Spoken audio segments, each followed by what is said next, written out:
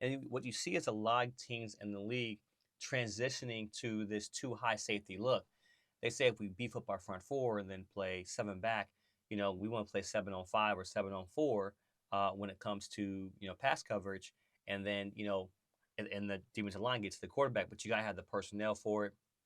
You gotta have a good defense that's a little tenured, a little bit more understanding of how defense moves, and guys that know how to play smart in this position. I think they have some smart DBs, but Washington has some smart DBs, but the front four just isn't there yet.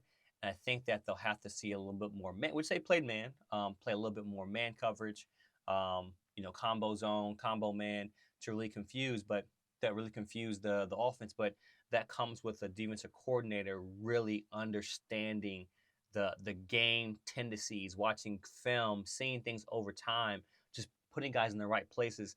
You want an experienced defensive coordinator if you can't have four guys up front who can get to the quarterback. If you don't have front four, it's a failure.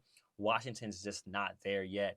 You lost Jonathan Allen, De'Aaron Payne has come in, but you still need to beef up that offensive defensive line. Von Miller made some plays, but he's on the verge of his career where he's a rotational player, not an impact player like he was before. We also saw like you got I tweeted this when they drafted Brian Robinson Jr. The best pick that Washington could have made. You released or you traded your best downhill back for a running backs, combo running backs that fit a style offense that has not been successful in the NFL. Brian Robinson was a downhill back. I'm not sure why guys got mad at him. When you're a running back and not getting consistent touches like that in an air raid offense like Cliff Kingsbury, you get cold.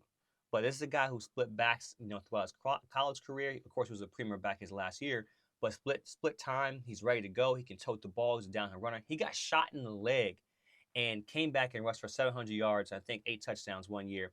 Yet they still traded him. That's crazy. That's insane. And you see how he's needed now.